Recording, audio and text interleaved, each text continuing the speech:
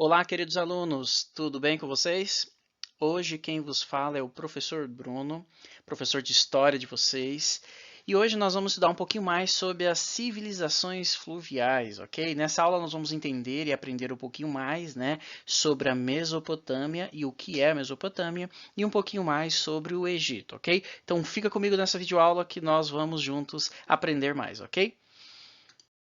Bom, vamos começar então falando um pouquinho sobre a Mesopotâmia, ok? Talvez você, né, já tenha ouvido falar sobre a Mesopotâmia, mas eu quero destacar alguns pontos bem interessantes aqui, ok? Então, primeira coisa, né, nós precisamos saber aonde ela é localizada, ok? Então, a Mesopotâmia ela fica localizada, né, entre o rio Tigre e o Eufrates, tá bom? Ali onde hoje é o atual Iraque, tá bom? E ela também é conhecida como crescente fértil, tá bom? Um ponto interessante também que você tem que saber, né, eu já coloquei aqui em cima, né, que o significado de Mesopotâmia é terra entre rios, tá bom? Não sei se dá para você ver, creio que dá. Olha aqui embaixo, ó, nós temos o rio Tigre e o rio Eufrates. E essa região em amarelo aqui que eu coloquei, né, essa região aqui, deixa eu colocar uma seta para ficar mais fácil para você.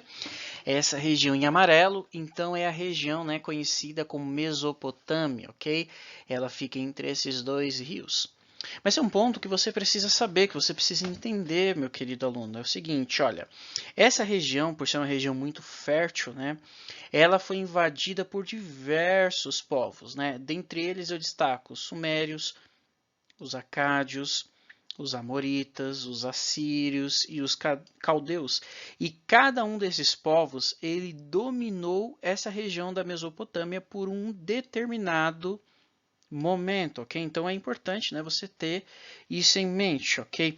Uma outra coisa interessante para você saber é que a Mesopotâmia nós podemos dividi-la em Mesopotâmia alta, ok? Eu vou aqui, ó, em Mesopotâmia alta e também podemos dividi-la, né, em Mesopotâmia baixa ou baixa Mesopotâmia, ok? Então assim, a Mesopotâmia alta, né, fica na região norte, ok? E a Mesopotâmia baixa fica nessa região, né, que fica para a região sul. Uma questão interessante também, né, para você saber, né, é que essa região, a região da Mesopotâmia, conhecida como Mesopotâmia Alta, ok? Deixa eu fazer aqui, isso. Ela é muito conhecida principalmente porque ela não é muito fértil, tá? Então essa região de cá ela não é tão fértil. Já a Baixa Mesopotâmia, né? Ela é muito conhecida, deixa eu melhorar essa setinha, né? Ela é muito conhecida, principalmente devido ao fato, né? Deixa eu apagar e fazer uma seta mais bonitinha para você, querido aluno. Então, olha só, então a Baixa Mesopotâmia, ela é mais conhecida pela sua, né, pela sua grande fertilidade, ok? Então isso é uma distinção bem interessante para você saber. Ok, alunos, mas vamos um pouquinho de história então, tá? Olha, no ano 7000, ok? Então no ano 7000 surgem então as chamadas aldeias sedentárias, tá? Professor, o que que são aldeias sedentárias? São aldeias que elas não são nômades, ou seja, antigamente, né, vários povos eles tinham que se deslocar de um local para o outro, tá? Então eles tinham que sair de um local, irem para outro local e assim eles iam mudando. Então no ano 7000, o que acontece? Várias aldeias, vários povos começam a se assentar, ou seja, eles começam então, né, a morar nessa região aqui. Eles começam a fazer morada, ok? Entendido? Então, no ano 7000 surge essas que são chamadas, são conhecidas como aldeias sedentárias. Muito bem, a partir do ano 4000, então, o que nós temos ali? Várias, né, e múltiplas cidades-estado, ok? Principalmente nessa região de cá do rio, né, da região mesopotâmica, no sul, né, tá certo? No ano, né, 4000 ocorre isso. Bom, deixa eu apagar aqui, vamos lá. O que é importante nós temos em mente, né? É bom a gente frisar aqui. O rio Tigre, né? O rio Tigre e o rio Eufrates, o que acontecia com eles? Chegava uma época do ano em que eles enchiam. E essas enchentes né, elas são muito, mas muito aqui, ó, violentas. E o que acontece? Elas enchiam e acabavam destruindo, né, tudo que vinham pela frente. E o que acontece? Alguns críticos, até mesmo críticos da religião, ou críticos do mito ou da narrativa a respeito do dilúvio, chegam a afirmar que devido a ter essas enchentes, né, essas enchentes ocorrerem naquela região, o que acontece? Elas deram origem então a esse mito conhecido como dilúvio, ok? Então é mais para você saber, né, um pouquinho sobre o que acontecia, ok? Então vamos continuar aqui comigo, né? E vamos falar um pouquinho sobre a questão dos povos mesopotâmicos, ok? Então vamos conhecê-los um pouquinho. Então, né, aqui está um objeto, né, dessa cultura, né, objeto chamado, né, de cuneiforme. Mas vamos lá, o primeiro povo que nós vamos falar é sobre os sumérios e sobre os acádios, ok? Então nós vamos falar agora sobre os sumérios e sobre os acádios, tá bom? Então vamos lá, os sumérios, né? Eles vieram do Planalto do Irã, ok? E eles se fixaram ali na região chamada ou conhecida como Caldeia, especificamente Sumer. Eles, né, eles são bem conhecidos por quê? Porque eles aperfeiçoaram tanto as técnicas, né, técnicas de irrigação, arquitetura, artes, comércio, mas principalmente, deixa eu apagar isso aqui para ficar melhor, né? Mas principalmente por causa da escrita deles, né? A antiga forma de escrita, né, chamada cuneiforme. Por que cuneiforme, né? Era uma escrita, né, onde eles usavam cunhas, né? Se você consegue observar aqui do lado, ó, tá vendo, ó? Essas aqui então são as escritas, né? São feitas com cunha, ok? Tudo certo por aí, pequeno gafanhoto? Tranquilo, né? Então vamos continuar aqui comigo. Um pouquinho mais sobre os sumérios e os acádios. No ano 3000, né, deixa eu destacar isso aqui que eu acho legal, né? No ano 3000, então, né, acontece a Revolução Urbana, ou seja, há agora uma organização política e administrativa deste povo aqui, ok? Então eles se organizam agora. E isso dá origem, então, né, começa a se originar algumas cidades, estados. Por exemplo, Ur, Uruk, Nippur, Lagash. E todas elas, né, são chefiadas agora por um homem, né, que é conhecido como Patese. Deixa eu apagar e fazer melhor aqui, né? Patese. O que é esse Patese, né? Qual que era a importância dele, né? Ele era um rei e ele era sacerdote. Em outras palavras, ele acumulava as duas funções, ok? Ele tinha tanto a função religiosa quanto a função militar e também administrativa. Então, imagina só, veja só como, né? Esse homem ele tinha quanta influência tinha esse homem, na verdade. Continuando aqui, olha, no ano 2000, né? 2350 antes de Cristo, né, uma observação, tudo que nós estamos falando é antes de Cristo, ok? Esses núcleos, os núcleos sumérios, eles ficaram sob domínio de um povo de origem semita. Quem são eles? Os acádios, que formaram então, né, o império conhecido, né, por muitos, e nós vamos conhecer um pouquinho mais, chamado Império Acádio, né, dando assim então origem à primeira unificação desses povos, ok? Um outro povo que também habitou e governou naquela região mesopotâmica são, né, os amoritas ou, como alguns conhecem, né, os babilônicos, ok? Então esse povo habitou ali também na região mesopotâmica. Bom, o que nós temos que saber sobre eles? O que é importante nós sabemos a respeito deles, né? Primeiro, no ano de 1900 a.C., né, os sumérios e os acádios eles foram dominados pelos amonitas, ok? Que também, né, eles são de origem semita, que criaram o Império Babilônico. E Hammurabi, então, foi aquele que unificou toda a Mesopotâmia. Antes eram povos espalhados, né, com tribos, e agora então ele consegue essa unificação, ok? Ele unifica então a região mesopotâmica. Durante o seu governo, né, o governo de Hammurabi, né, então enquanto ele governou, a cidade de Babilônia tornou-se um grande centro comercial. E ele também é bem conhecido, né, porque ele criou o maior código então de leis, o conhecido então Código de Hammurabi, ok? Se você quiser observar aqui na sua tela, ó, do lado direito, ó, tá vendo? Ó, nós temos então, né, uma imagem desse código, né, o código Hammurabi, ok? Ele também é conhecido, né, por causa da sua semelhança com a lei de Talião. Você provavelmente já ouviu falar a respeito disso, né? É o famoso olho por olho, dente por dente.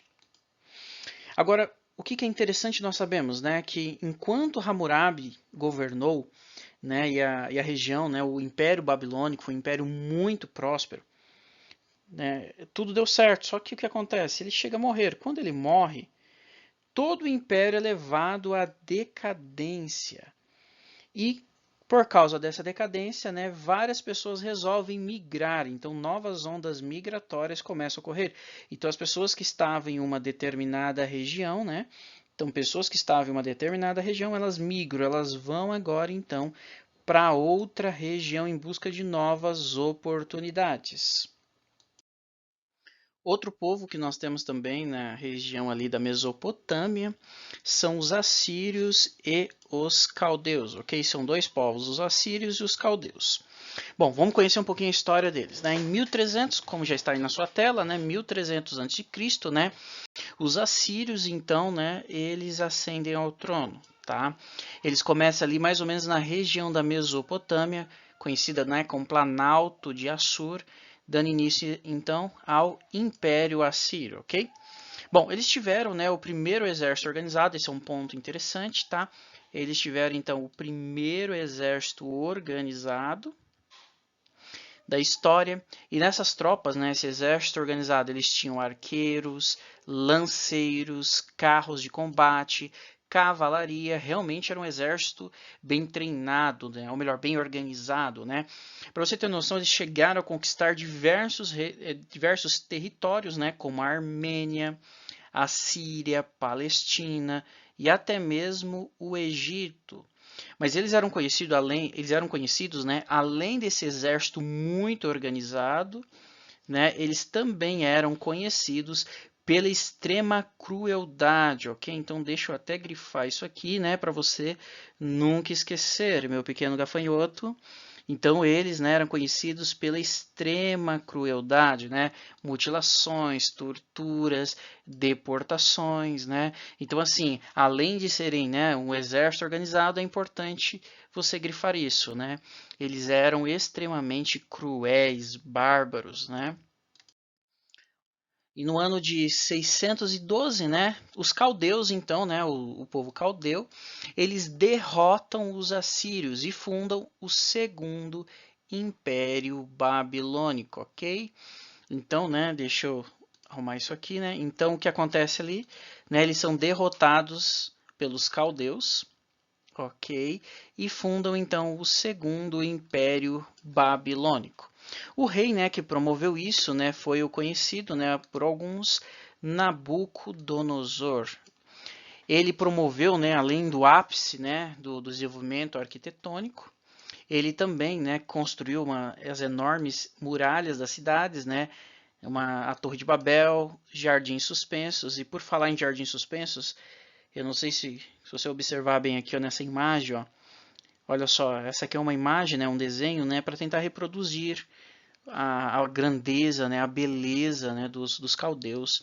Dá uma olhadinha, olha a arquitetura, os jardins suspensos, né. Alguns autores chegam a afirmar que os jardins suspensos podem ser considerados como uma das 7 maravilhas daquela região.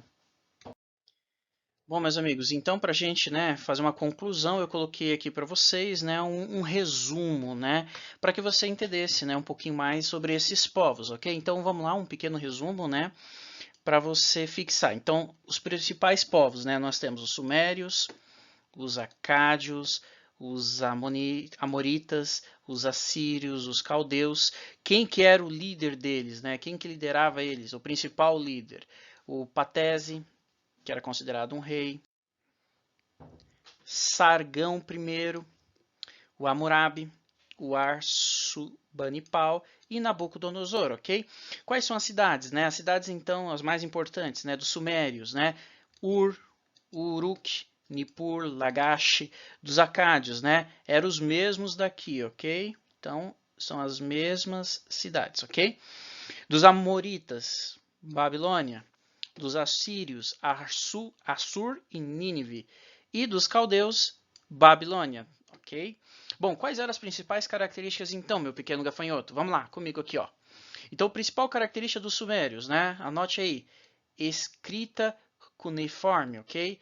Os zigurates também, eu não falei muito deles, mas é uma característica interessante.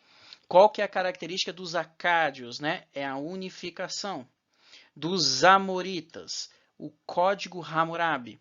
E os assírios, né? A principal característica, nós já falamos bastante, a questão da violência. E dos caldeus, né? Tanto as conquistas territoriais quanto né, as construções, em especial os jardins suspensos, ok? Então tá aí na tela para você um pequeno resuminho, eu vou né, apagar aqui para você, ok? E eu vou pedir o seguinte, pequeno gafanhoto, já vou dar um espaçozinho para você dar o print, ok? Vamos lá? Deu o print? Ok? Então, bora pro próximo, vamos conhecer mais um povo que viveu nessa região mesopotâmica.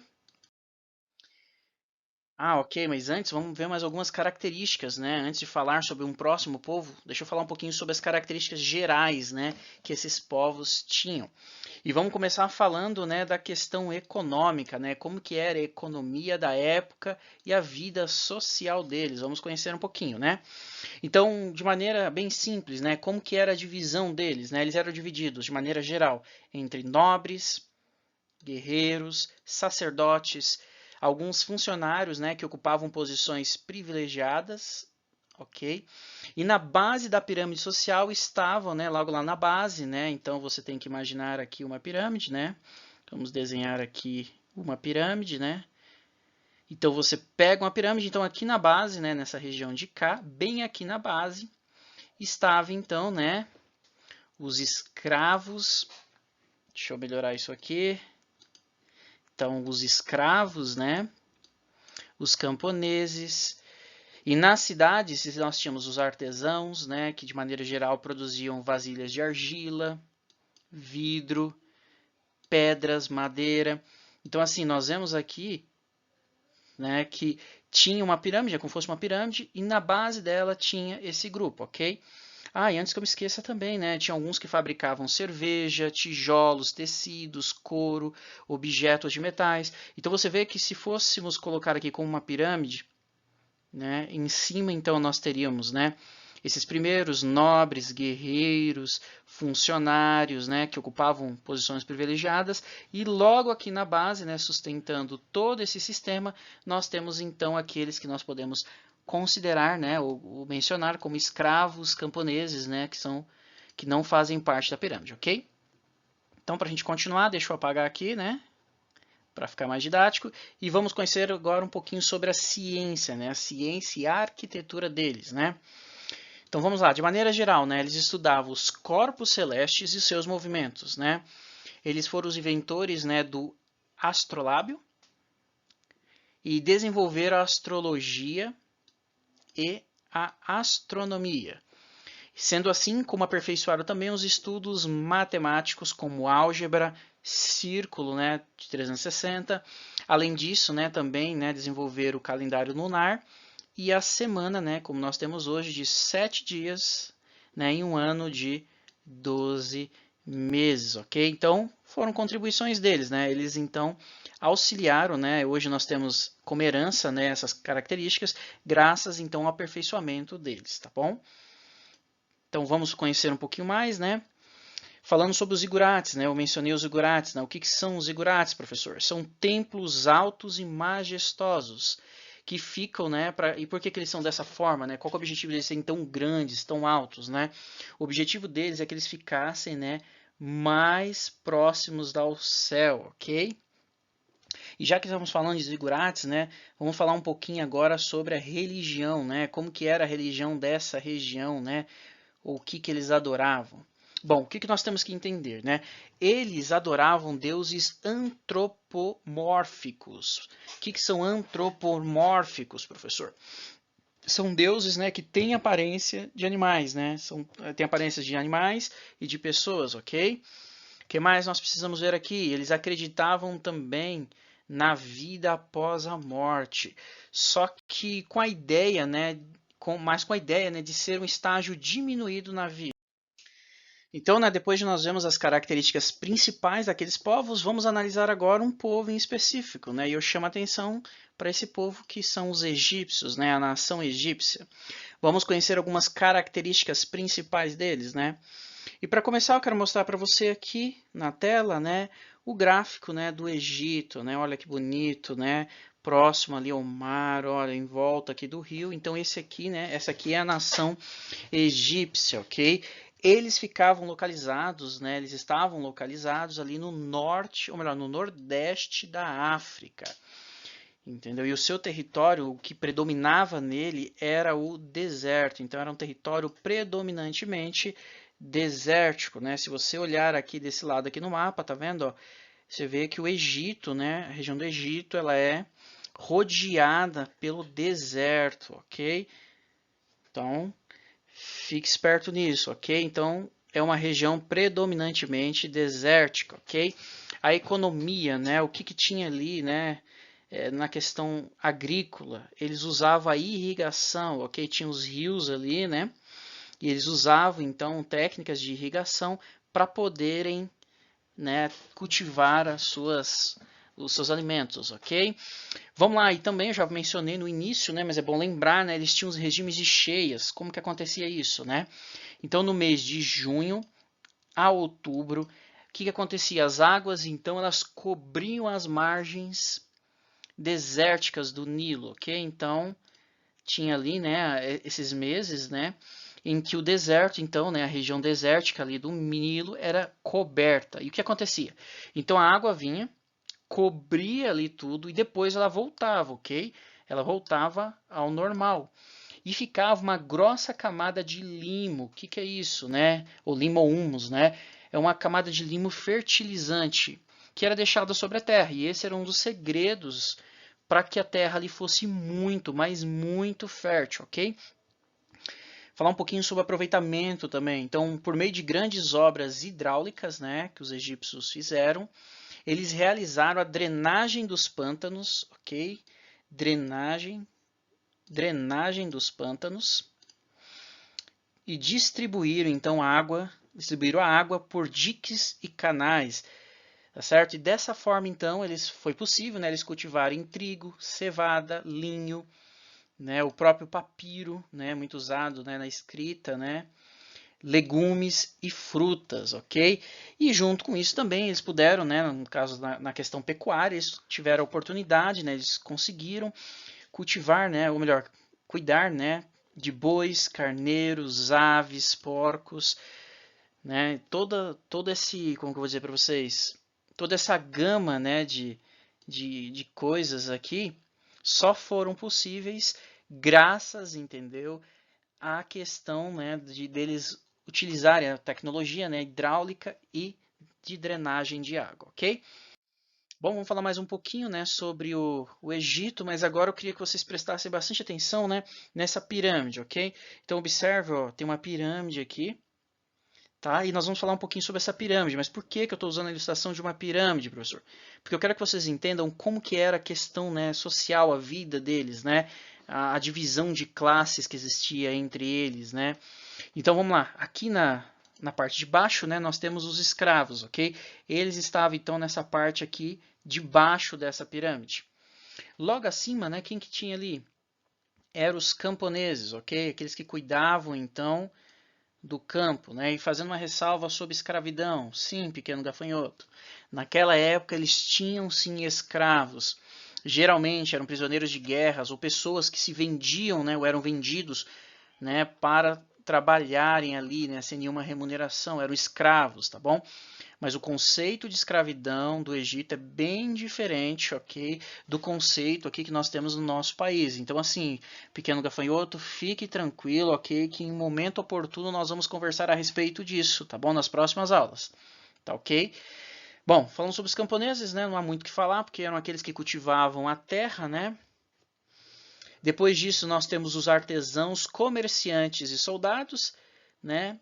Logo aqui em cima, nós temos os sacerdotes, escribas e alguns funcionários públicos. E na pirâmide, né, no topo de tudo, nós tínhamos então o faraó, o imperador, aquele então, né, que cuidava, que comandava tudo ali, ok? Então é importante vocês já terem isso aqui em mente, ok? Essa aqui então era a pirâmide que havia, né? A pirâmide da sociedade deles, né? As ordens, o mandato do poder era exercido de baixo para cima, tá certo? Então o faraó era quem comandava tudo isso aqui. Faraó era então responsável por comandar toda essa nação, né? E assim havia então essas divisões e cada uma dessas pessoas tinha suas atribuições, ok? Então vamos mais algumas coisas bem importantes, né? Uma sociedade diversificada, né? Agora vamos falar um pouquinho, né, sobre a questão religiosa, né? Já falamos sobre a questão econômica, agora vamos falar um pouquinho sobre a questão religiosa, ok? Aqui vocês estão vendo, né, a imagem de alguns deuses, está vendo? Ó? Alguns deuses egípcios. Por que que eu estou falando sobre deuses? Porque eles eram politeístas, ou seja, né, haviam vários deuses, adoravam vários deuses. Vem de poli, né? Poli, vários, teístas, deuses, ok? Então, os egípcios, eles eram politeístas, ok? E os seus deuses, né, eles tinham, como já falei, né, uma forma antropomórfica, né? Aqui você consegue observar um pouquinho, né, animais ali, seres híbridos, né? E os egípcios também, né, uma coisa bem interessante que eu não posso esquecer de falar, que eles atribuíam, né, a condição de deuses e deusas às forças da natureza. Por exemplo, o sol, o céu, a terra, o rio Nilo. Então, assim, quando você olha para a nação egípcia, praticamente há alguns críticos, né, alguns historiadores que chegam a afirmar que os deuses egípcios, o panteão egípcio era muito extenso. E como mencionei, eles olhavam, por exemplo, para o rio Nilo, e o rio Nilo era um tipo de deus. O sol, né, conhecido como Ra, era um tipo de deus. Então eles tinham vários deuses, né? Eles cultuavam vários seres, ok?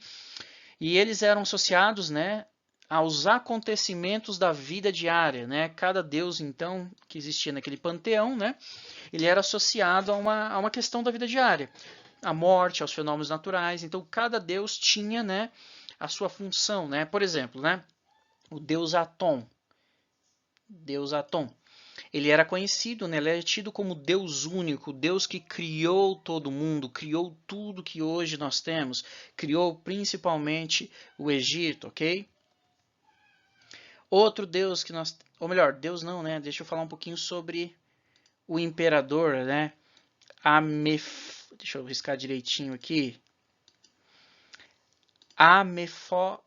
Amenófis IV, né? O que ele tentou fazer? Aqui na frente nós vimos, né, que eles adoravam, eles eram politeístas, adoravam muitos deuses, mas diversos deuses mesmo. O que Amenófis, quase não sai, hein, quis fazer? Ele teve uma ideia, ele queria implantar o culto a um único Deus, né? E dessa forma diminuir a autoridade crescente dos sacerdotes, ok? Então, como nós vimos, né, no slide passado, naquela pirâmide, né, da sociedade deles, existia o faraó no topo e abaixo do faraó, logo abaixo do faraó, existiam os sacerdotes. Então os sacerdotes eles tinham muito, mas muito poder, muita influência. E esse faraó, então, Amenófis IV, ele tentou implantar o culto a um único Deus. E dessa forma, né, ele tentava minar o poder que esses sacerdotes continham. Tá certo? Vamos ver mais um pouquinho aqui, né? Vamos falar um pouquinho sobre a unificação, né, do Egito. Bom, antes da unificação do Egito, por que antes? Porque o Egito, como nós vemos hoje, ele não era uma região unificada, né? Ele era dividido por nomos. O que seriam esses nomos? São pequenas aldeias. Então, assim, eram pequenas aldeias independentes, né, que tinham ali suas leis, as suas regras, e elas não faziam parte de uma unificação. Então, antes da unificação, né, antes do Egito se unificar, eram várias aldeias, ok? Por volta, então, do ano 3200 a.C., foi então que ocorreu a unificação do Egito. Você vê que, né, passaram-se muitos anos, né, onde eles estavam com essas aldeias independentes. E dessa forma, né, quando houve essa unificação, passou então a todas essas aldeias, né, se tornaram uma e passaram então a estar submetidas à autoridade de um único soberano. E esse único soberano ficou conhecido como Faraó, que significa Senhor de todas as terras. Conseguiu entender então, meu pequeno gafanhoto? Faraó, Senhor de todas as terras. Por que o nome Faraó?